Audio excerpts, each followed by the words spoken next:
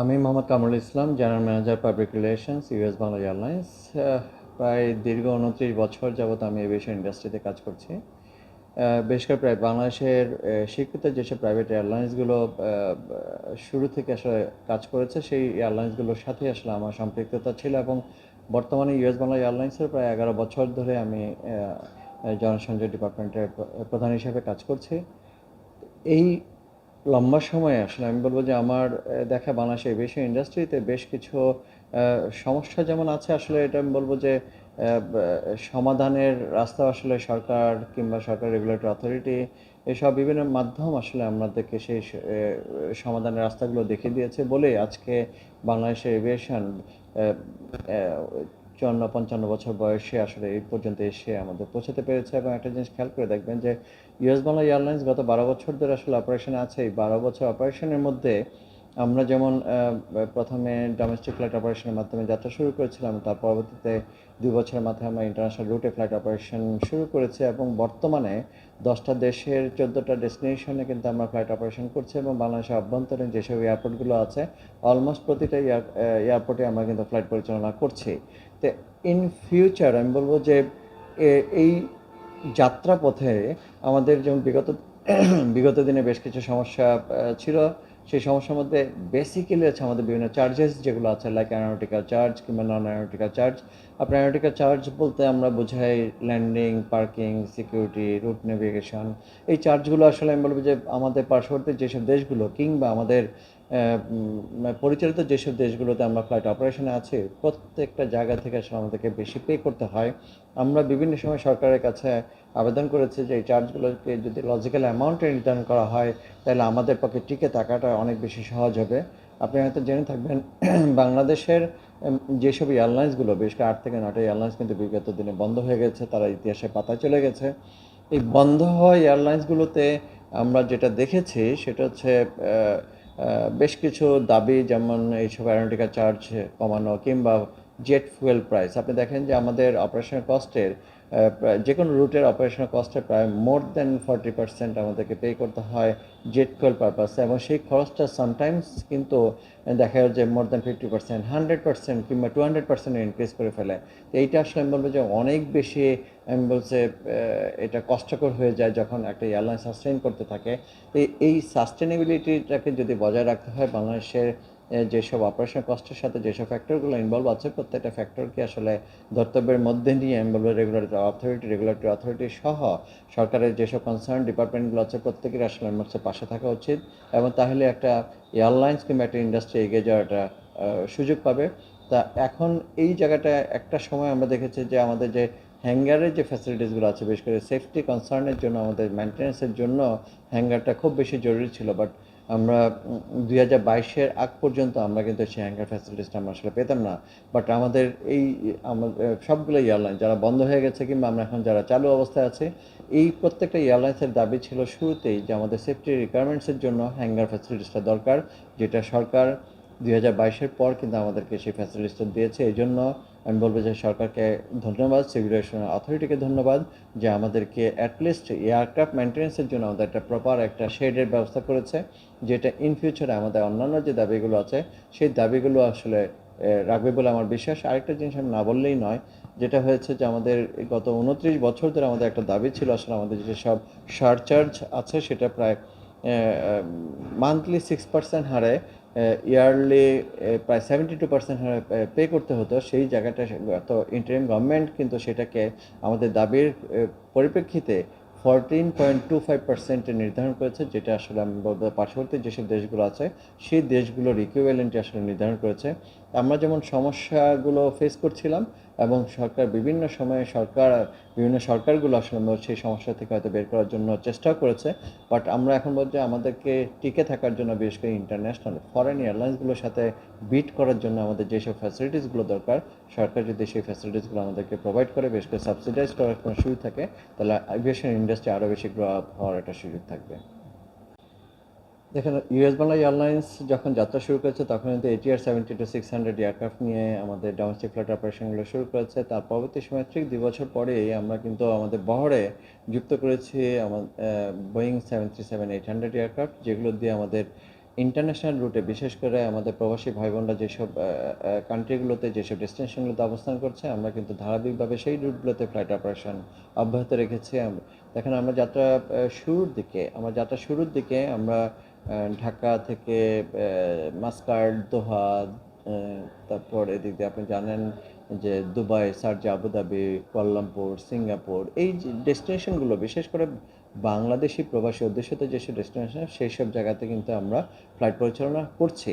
তো এইখানে বোয়িংয়ের ক্যাপাসিটি এবং আমাদের যেসব ডিস্টেন্স সব কিছু বিবেচনাধীন রেখেই আমরা কিন্তু বোয়িংটাকে প্রায়োরিটিতে রেখেছি। এবং আপনি হয়তো দেখেন আমাদের বহরে এখন 9টা বোয়িং 737-800 এয়ারক্রাফট আছে। এবং আপনারা তো জেনে থাকবেন যে গত 29 তারিখে আমরা কিন্তু ডিক্লেয়ার করেছি আমাদের বহরে আরও 21টা বোয়িং 737-8 এবং বোয়িং 737-800 নেক্সট জেনারেশন এয়ারক্রাফট কিন্তু বহরে যুক্ত হচ্ছে। এবং এই এয়ারক্রাফটগুলো দিয়ে আমরা কিন্তু আমাদের আপকামিং যেসব রুটগুলো আছে লাইক কাঠমান্ডুর কথা যদি বলি, কিংবা কলম্বো আছে, এদিক দিয়ে বাহরাইন, কুয়েত সহ আমাদের কুয়ালালামপুরে পেনাং, জোহর বারো সব এক্সিস্টিং রুটের যে ফ্লাইট ফ্রিকোয়েন্সি আছে সেই ফ্রিকোয়েন্সি আমার বাড়ানোর পরিকল্পনা আছে। সব কিছু মিলে আমি বলবো যে আমাদের যে পরিকল্পনা এবং বাস্তবায়ন দুটাকে সাথে নিয়ে যেমন যাত্রা শুরু করেছিলাম, ঠিক আজ অবধি 12 বছর পরে আমরা কিন্তু সেই পরিকল্পনা বাস্তবায়নকে সাথে নিয়ে আমরা এগিয়ে যাওয়ার চেষ্টা করেছি। সব কিছু মিলে বাংলাদেশের এভিয়েশনে আমি বলবো যে বোয়িংয়ের যে একটা অবস্থান, শক্ত অবস্থান, আমি বলবো যে এই অবস্থানের কারণে এবং প্যাসেঞ্জারদের আমি বলবো যে চয়েস এবং রুটের যে ডিস্টেন্স এবং ফ্যাসিলিটিস কিংবা আমাদের কার্গো ফ্যাসিলিটিতে যে অপশনগুলো থাকে সেখানে আসলে যেই রুটে প্রায়োরিটি থাকে আমরা সেটাকে অপশন হিসাবে ব্যবহার করার চেষ্টা করছি। আপনারা হয়তো জেনে থাকবেন শুধু বোয়িং না, আমাদের বহরে কিন্তু এয়ারবাস 330-300 এয়ারক্রাফটও রয়ে গেছে, যেটার সিট ক্যাপাসিটি হচ্ছে 436। যেই এয়ারক্রাফট দিয়ে আমরা ঢাকা থেকে জেদ্দাতে ফ্লাইট অপারেট করছি, ঢাকা থেকে রিয়াদে ফ্লাইট অপারেট করছি, সাথে সাথে আমাদের শর্ট ডেস্টিনেশন ঢাকা থেকে কুয়ালালামপুর কিন্তু আমরা বোয়িং এয়ারবাস দিয়ে ফ্লাইট অপারেট করছি। ইন ফিউচারে আমাদের আসলে বহরকে সুরক্ষিত এবং সুসংগঠিত করার জন্য আমরা কিন্তু যেমন বোয়িং এয়ারক্রাফট যুক্ত হচ্ছে, সাথে সাথে আসলে আমি বলবো যে শুধু বোয়িং না, আমাদের সাথে আর এয়ারবাসও যুক্ত হওয়ার একটা পসিবিলিটি আছে। সব কিছু মিলেই আমাদের বহর যেমন বৃদ্ধি করছে, আমাদের রুট এক্সপানশন করছে এবং সাথে সাথে আমাদের শুধু এশিয়ার বাইরে যে আমাদের খুব সহসা একটা পরিকল্পনা আছে যে 2028 নাগাদ আমাদের লন্ডন এবং রোমে আমাদের ফ্লাইট পরিচালনার পরিকল্পনা করছি। এছাড়া সাম্প্রতিক সময় আমাদের পরিকল্পনাতে ঢাকা থেকে মদিনা এবং দাম্মাম রুটেও কিন্তু আমরা ফ্লাইট পরিচালনার একটা পরিকল্পনা করছি। সব কিছু মিলে আমি বলবো যে স্পেসিফিক কোনো একটা ফ্লিটের উপরে ডিপেন্ডেন্সি না রেখে ইউএস বাংলা ম্যানেজমেন্ট কিন্তু আসলে মাল্টি অপশন আসলে সবসময় যেমন রেখেছে, ভবিষ্যতেও আমার ধারণা সেই অপশনগুলোকে কাজে লাগাবে। ধন্যবাদ। ইউএস বাংলা এয়ারলাইন্স দেখেন যাত্রার শুরু থেকে আমি বলবো যে ডোমেস্টিক অপারেশনের পর যখন ইন্টারন্যাশনাল অপারেশন শুরু হয়েছে সেই 2016 সালের 15ই মে থেকে ঢাকা কাঠমান্ডু রুটে ফ্লাইট অপারেশনের মাধ্যমে আমরা কিন্তু তখন থেকেই আজ অবধি আমি বলবো যে মোর দেন 90% ফ্লাইট কিন্তু অন টাইমে পরিচালিত হয়েছে। এবং সাথে সাথে আমাদের হয়তো যেহেতু বাংলাদেশের এভিয়েশনে আমি বলবো যে ঢাকা এয়ারপোর্টে একটা দুর্বলতা ছিল, সেটা হচ্ছে যে কোনো এয়ারলাইন্সের আসলে লাগেজ প্রাপ্তির যে ব্যাপারটা আছে সেটা কিন্তু অনেক ডিলে হওয়ার একটা প্রবণতা ছিল। বাট ইউএস বাংলা এয়ারলাইন যখন থেকে আসলে ইন্টারন্যাশনাল রুটে ফ্লাইট অপারেশন শুরু করেছে আমরা ডিক্লেয়ার করেছিলাম যে লাগেজের জন্য আপনাকে অপেক্ষা করতে হবে না, লাগেজ আপনার জন্য অপেক্ষা করবে। কারণ একজন প্যাসেঞ্জার যখন মানে ইন্টারন্যাশনাল ফ্লাইট করে সে যখন ঢাকা এয়ারপোর্টে হয়তো শাহজাহান ইন্টারন্যাশনাল এয়ারপোর্টে নামছেন, ওনারা ইমিগ্রেশন শেষ করে দেখা গেল যে তাদের নির্ধারিত যে বেল্ট আছে, লাগেজ বেল্ট আছে, সেখানে যে হয়তো দেখা গেল যে লাগেজ হয়তো ইতিমধ্যে চলে আসছে। আমরা ডিক্লেয়ার করেছি উইদিন 15 মিনিটস ফ্লাইট নামার পরে উইদিন 15 মিনিটস ফার্স্ট লাগেজটা আমরা বেল্টে দেওয়ার চেষ্টা করেছি। আমরা এখন পর্যন্ত সেটাকে মেনটেন করার চেষ্টা করেছি। এবং মজার ব্যাপার হচ্ছে যে আমরা যখন থেকে এই প্র্যাকটিসটা শুরু করেছি আমাদের ফলোয়ার হিসেবে অন্যান্য এয়ারলাইন্সগুলো সেটাকে ফলো করছে, যেটা বাংলাদেশের এভিয়েশনে একটা পজিটিভ একটা সাইন আছে। সব কিছু মিলেই আমাদের ফ্লাইট টাইমটা যখন অন টাইমে রাখার চেষ্টা করছি, অ্যাজ ওয়েল এজ আমাদের লাগেজটাকে অন টাইমে ডেলিভারি দেওয়ারও চেষ্টা করছি। আর ইন ফ্লাইট সার্ভিসে আপনি হয়তো জানবেন যে একটা সময় রিউমার হিসেবে ছিল বাংলাদেশের প্রাইভেট এয়ারলাইন্সগুলো সাধারণত পুরাতন এয়ারক্রাফট ব্যবহার করে। বাট আপনি হয়তো জানবেন যে আমরা কিন্তু বাংলাদেশের প্রথম এয়ারলাইন্স যেটা দিয়ে ব্র্যান্ড নিউ এয়ারক্রাফট দিয়ে ডোমেস্টিক রুটে ফ্লাইট অপারেশন শুরু করেছে। এর মধ্যে আমাদের বহরে যেমন বোয়িং এয়ারক্রাফট, এয়ারবাস যুক্ত হয়েছে, আমরা ইন্টারন্যাশনাল রুটেও ইন ফিউচারে আমাদের ব্র্যান্ড নিউ এয়ারক্রাফট দিয়ে আমাদের বহরকে সমৃদ্ধ করার একটা পরিকল্পনা ইতিমধ্যে নিয়েছে।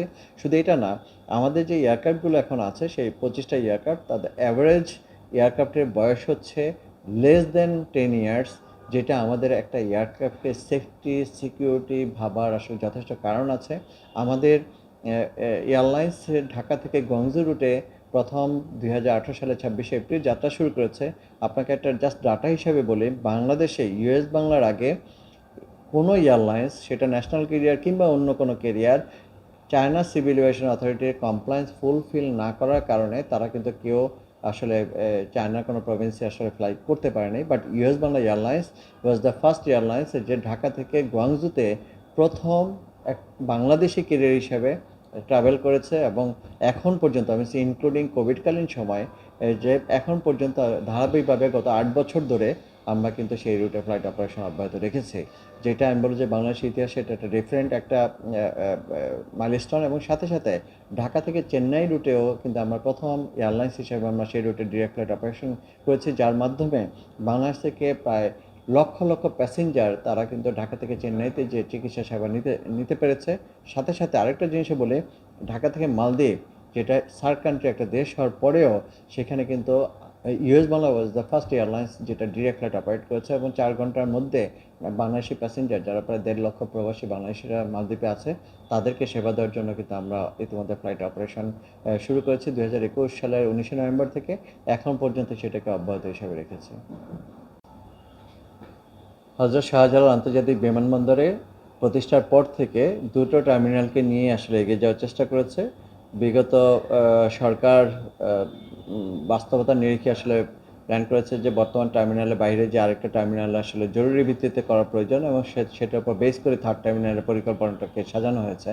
বাট এইটা আসলে দুঃখজনক যে 3 বছর আগে একটা সফট ওপেনিংয়ের মাধ্যমে থার্ড টার্মিনাল উদ্বোধন হওয়ার পরেও আজ পর্যন্ত আসলে এয়ারলাইন্স এবং প্যাসেঞ্জার কেউই কিন্তু এটা থেকে সুবিধা ভোগ করতে পারে নাই।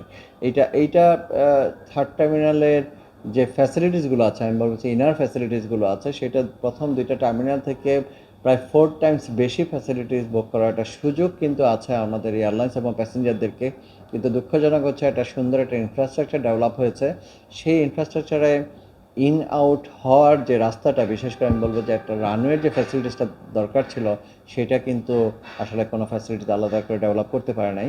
বাট বাংলাদেশে ঢাকা এয়ারপোর্টে একটা ইন্ডিপেন্ডেন্ট রানওয়ে থাকার কারণে বর্তমানে যে আসলে আমরা কষ্টটা ভোগ করছি সেটা হচ্ছে আমাদের যে 20, 25, 30 মিনিটের ফ্লাইটগুলোতেও আমাদের দেখা যায় 20-25 মিনিট ডিলে হয়ে যাচ্ছে, বিকজ অফ আমাদের টেক অফ এবং ল্যান্ডিং সবগুলো কিন্তু একটা রানওয়ের মাধ্যমে হচ্ছে।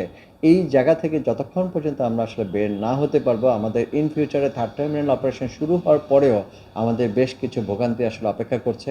বাট সরকার যদি আসলে টাইম ম্যানেজমেন্টটাকে, এয়ারপোর্টের টোটাল ফ্যাসিলিটিসটাকে যদি আসলে প্রপার ম্যানেজমেন্টের মধ্যে নিয়ে আসতে পারে, তাহলে হয়তো এর থেকে উত্তরণের একটা সুযোগ পাবে।